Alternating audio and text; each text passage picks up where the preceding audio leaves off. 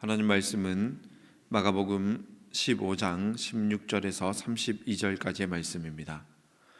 마가복음 15장 16절에서 32절까지의 말씀 한 절씩 교독하시겠습니다. 군인들이 예수를 끌고 브라이도리온이라는 뜰 안으로 들어가서 온 군대를 모으고 경례하여 이르되 유대인의 왕이여 평안할지어다 하고 희롱을 다한 후 자색 옷을 벗기고 도로 그의 옷을 입히고 십자가에 못 박으려고 끌고 나가니라.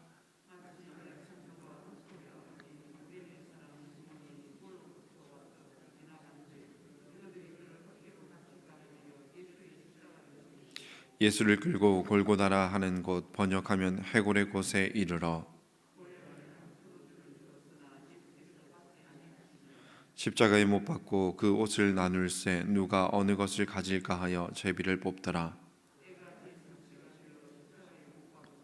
그 위에 있는 죄패에 유대인의 왕이라 썼고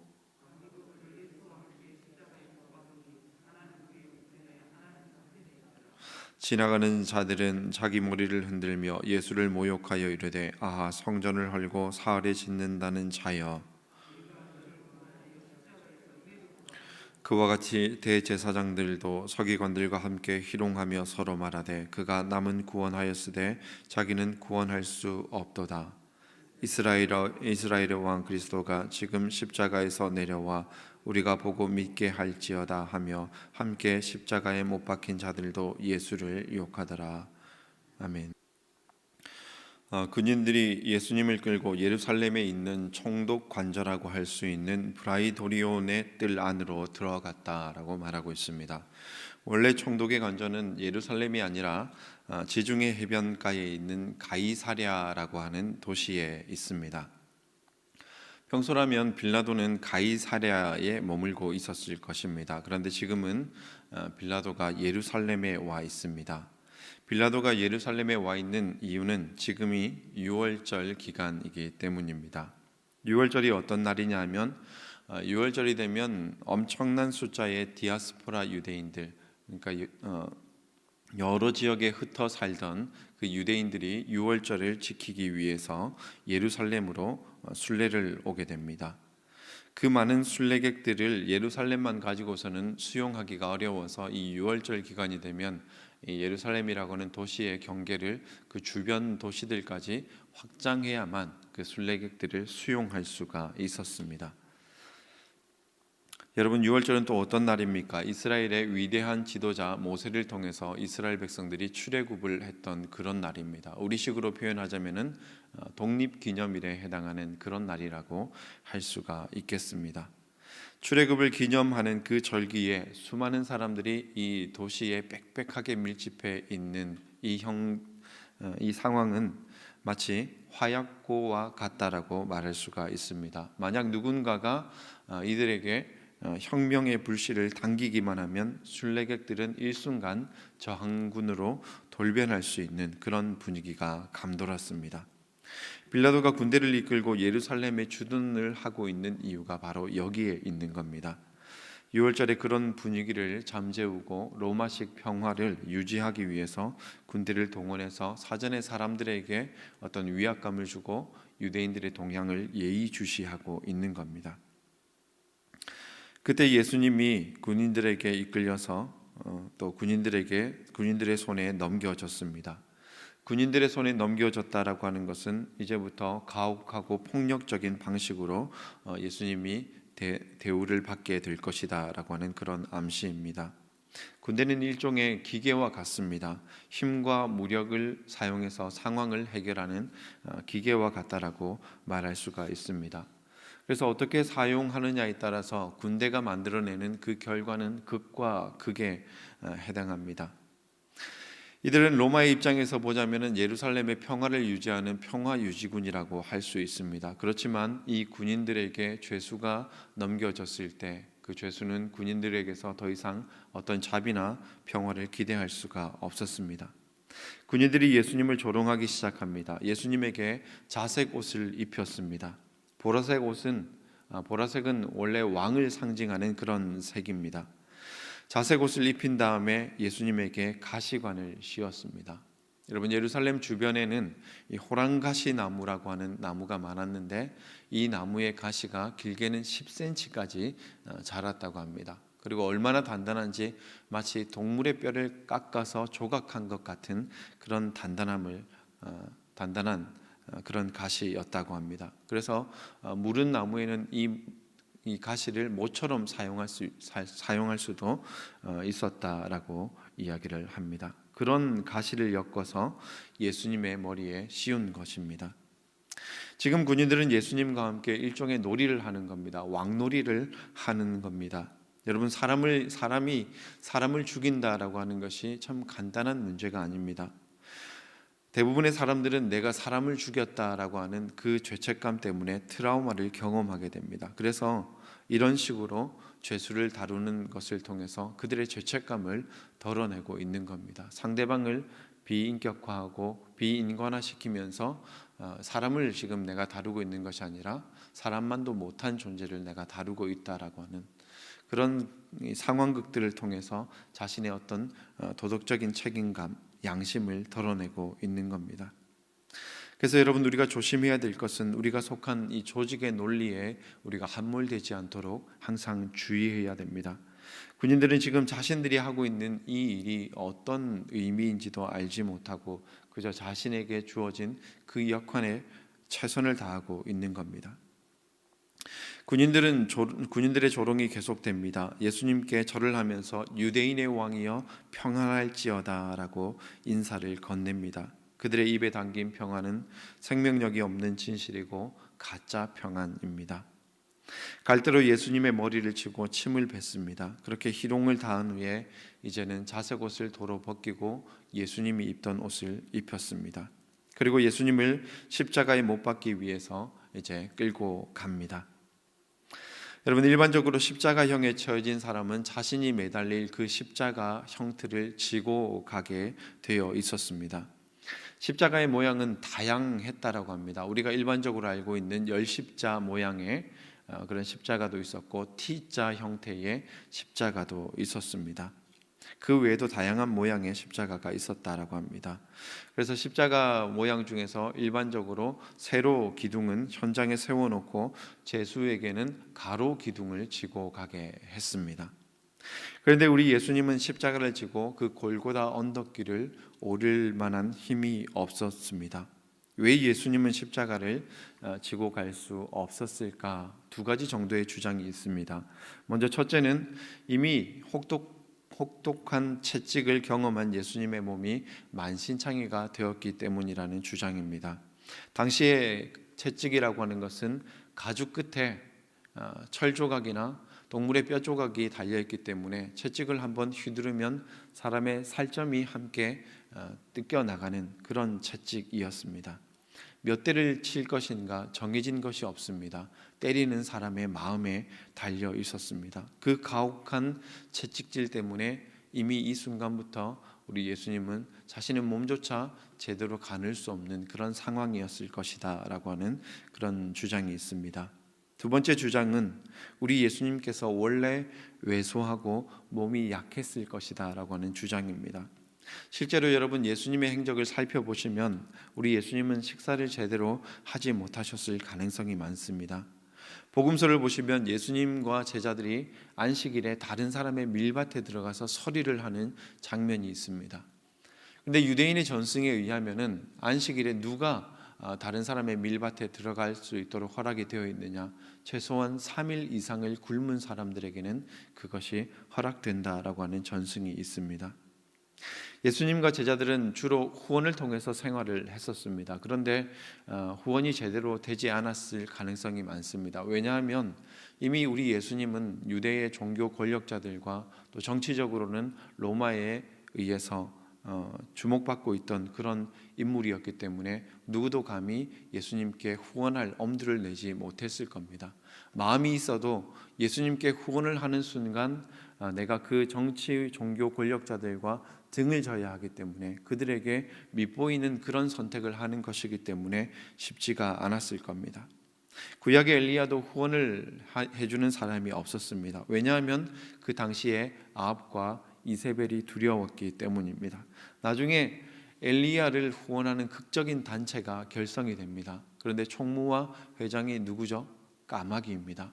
왜냐하면 까마귀는 이 아합이나 이세벨의 눈치를 안 봐도 되기 때문에 까마귀가 이 엘리야를 후원했던 겁니다.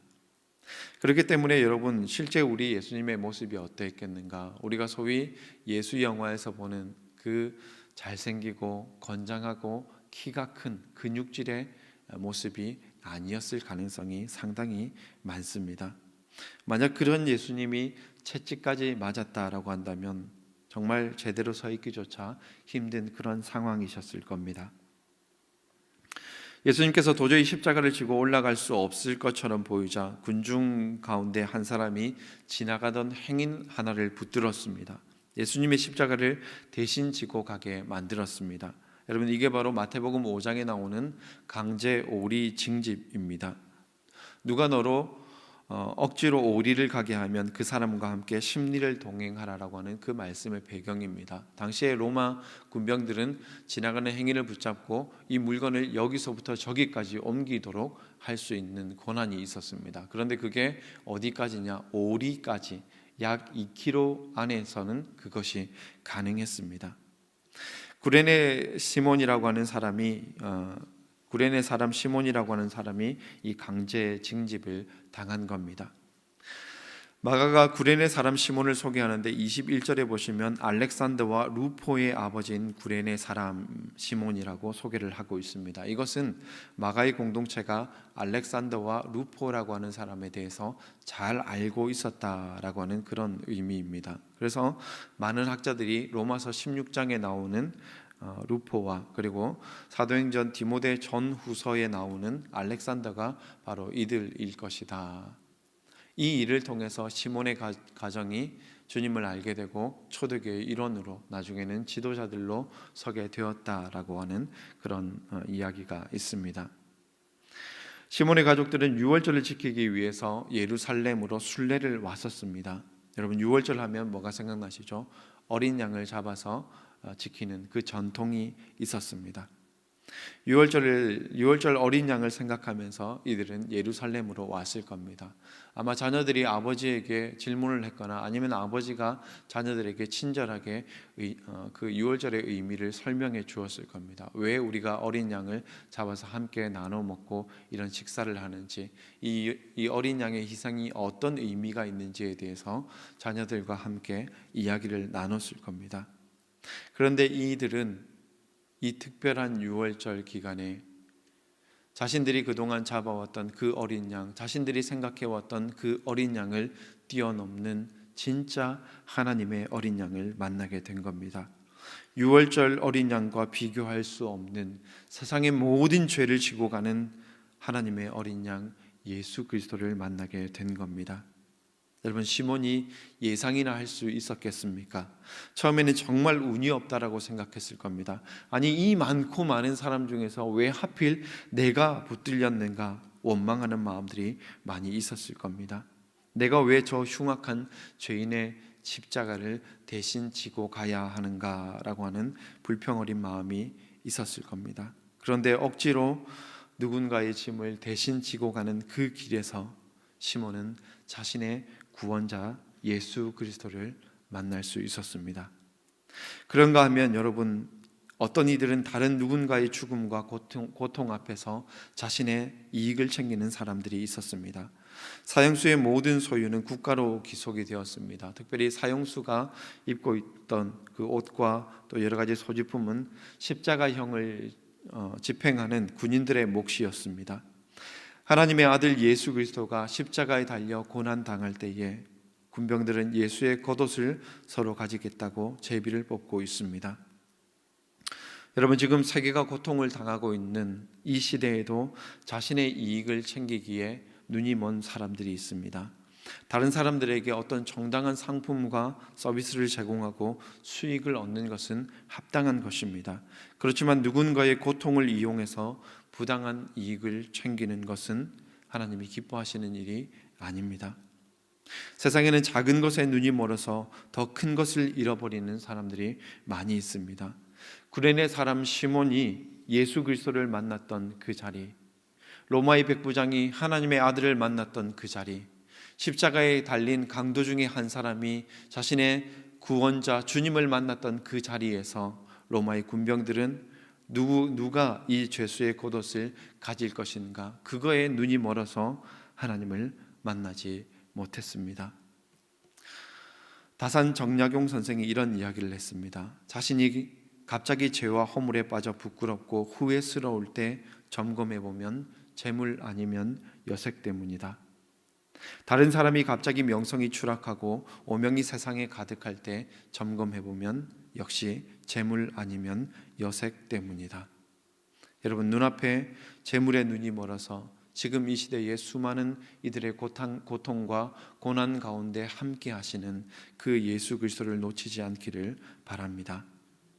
영국과 아일랜드에는 구레네 시몬 운동이라고 하는 그런 단체가 있습니다. 이 단체의 모토는 짐을 나누어 지는 겁니다. 다른 사람의 짐을 나누어 짐으로써 주님의 뜻을 따르자라고 하는 그런 운동입니다. 다른 사람의 십자가를 지는 것은 어렵고 고통스러운 일이지만 그럼으로써 우리는 주님을 만날 수 있는 기회를 얻을 수가 있는 겁니다. 여러분, 우리 사회에는 자신의 짐까지도 다른 사람에게 얹어주려고 하는 그런 사회입니다. 갈수록 이런 풍조가 심해져 가고 있는 것 같습니다. 여러분, 그리스도인들은 이런 시대의 흐름에 동조되지 않도록 주의해야 하겠습니다. 가정과 교회 그리고 직장에서도 우리는 다른 사람의 짐을 대신 지는 구레네 사람 시몬의 길에 서야 하겠습니다. 주님의 사랑으로 다른 사람의 짐을 져줄 수 있기를 바랍니다. 작은 일이지만 그렇게 하는 그 과정 속에서 우리는 주님을 만나게 될 것입니다. 여러분, 어떻습니까? 코로나19로 인해서 우리는 그동안 지지 않았던 더 많은 짐들을 지고 가야 되는 형편이 되었습니다. 과거에는 가정과 학교와 교회가 분담했던 그 역할들을 이제는 각자 가정에서 감당해야 하는 그런 상황입니다. 얼마 전에 제가 저희 집에 큰아이 둘을 앉혀놓고 설교를 했습니다. 이제부터 우리 집은 학교이면서 또 교회이면서 우리 집이다. 엄마 아빠는 이제 부모님이면서 선생님이고 목사님이다. 너희는 이제부터 형제 자매이지만 동시에 친구다. 그러니 언니 오빠가 귀찮다고 동생이랑 안 놀아주면 동생은 이제 친구가 없는 그런 아이가 되는 거다. 약간 협박 아닌 협박을 했었습니다. 이제 한동안은 우리 가족들이 이 많은 짐들을 우리끼리 나누어서 지고 가야 한다라고 하는 이야기를 했었습니다. 여러분, 어떻습니까? 지금 여러분 자신의 짐이 아닌 다른 사람의 짐을 여러분 어깨 위에 짊어지고 계십니까? 자녀들의 짐을 지는 것, 부모의 짐을 지는 것, 형제의 짐을 나누어 지는 것, 그리고 배우자의 짐을 지는 것은 아름다운 일입니다. 혹시 가족 외에 다른 사람의 짐을 지고 계십니까? 내 짐만으로도 버거워서 주변을 살필 여력이 없으십니까? 교회에서, 직장에서 혹은 사회에서 어떻게 살아가고 있습니까? 여러분의 그 어깨가 여러분의 사랑의 분량입니다. 그것은 또한 은혜의 분량입니다. 우리 안에 주님의 사랑이 커지고 은혜가 더 깊어지게 하려면 이웃의 짐을 나누어지는 그 일에 더 민감해지고 민첩해져야 하겠습니다. 그리고 마지막으로 우리는 주님이 짊어져야 할 짐을 져야 하겠습니다. 주님의 남은 고난을 우리가 감당할 수 있기를 바랍니다. 한 사람이라도 더 구원에 이르도록 하기 위해서 복음을 전하고 어느 곳에 있든지 그리스도인으로서 빛과 소금의 사명을 감당하며 주님의 뜻을 이루도록 짐을 지고 가는 것, 이것이 우리의 영광이요 우리의 자랑이 될 수 있기를 바랍니다. 예수님께서 십자가에 달리셨을 때에 예수님을 조롱하는 무리들이 있었습니다. 32절 말씀이 이 모든 비난을 압축 요약해 주고 있습니다. 이스라엘의 왕 그리스도가 지금 십자가에서 내려와 우리가 보고 믿게 할지어다. 내가 만약 하나님의 아들이라면 십자가에서 내려와 보라라고 하는 말입니다. 그래서 여러분, 만약 내가 하나님의 아들이라면 하나님의 아들이라면 이라고 하는 이 목소리는 예수님께서 공생애를 처음 시작할 때부터 끝까지 들려왔던 음성이었습니다. 이것은 다른 말로 예수님의 공생의 모든 순간들은 바로 십자가를 지는 것과 같은 그런 순간이었다라고 말할 수 있겠습니다. 사단이 속삭이는 그 내용은 무엇입니까? 그것은 하나님께서 예수 그리스도께 주신 그 능력을 자기 자신을 영화롭게 하는, 자기 자신의 편리를 추구하는 그 일을 위해 사용해 보라라고 하는 겁니다. 그런데 우리 예수님은 이것을 거부하셨습니다. 하나님이 주신 그 능력이 있지만 그것을 자기 자신을 지키고 자신의 이름을 드러내는 그런 일을 위해서 사용하기를 거부하신 겁니다. 그 모든 능력을 가난한 자들과 병자들을 위해서 내어주셨습니다. 그리고 마침내 자기 자신을 온전히 내어버리사 온 인류를 구원하시는 그 생명의 길을 위해서 자기 자신을 내어주셨습니다. 여러분, 우리는 고난주간을 맞이해서 예수 그리스도의 십자가를 묵상하고 있습니다. 예수 그리스도의 십자가는 무엇입니까? 하나님을 위해서 하나님이 주신 모든 것을 기꺼이 드린 그 사건입니다. 자기 자신을 위해서가 아니라 다른 사람을 위해서 자신의 모든 것을 희생한 사건입니다. 여러분, 하나님께서 우리에게 주신 것이 무엇입니까? 여러분은 지금 그것을 누구를 위해서 또 무엇을 위해서 사용하고 계십니까? 혹 자기 자신만을 지키고 보호하는 것, 자신을 영화롭게 하는 그것을 위한 수단으로만 사용하고 있는 것은 아닙니까? 예수 그리스도는 하나님께 받은 그 모든 것을 오직 하나님의 뜻을 위해서만 사용하겠다라고 하는 고집스러움이 있었습니다. 그래서 예수 그리스도는 공생의 모든 순간을 아버지의 뜻에만 순종할 수 있었고 어떤 유혹 앞에서도 무릎 꿇지 않을 수 있었습니다. 여러분, 고난주간 우리도 주님을 따라서 하나님께 순종하는 그 길을 선택하며 우리 각자의 십자가를 지고 주님을 따를 수 있는 복된 날들 되기를 간절히 소망합니다.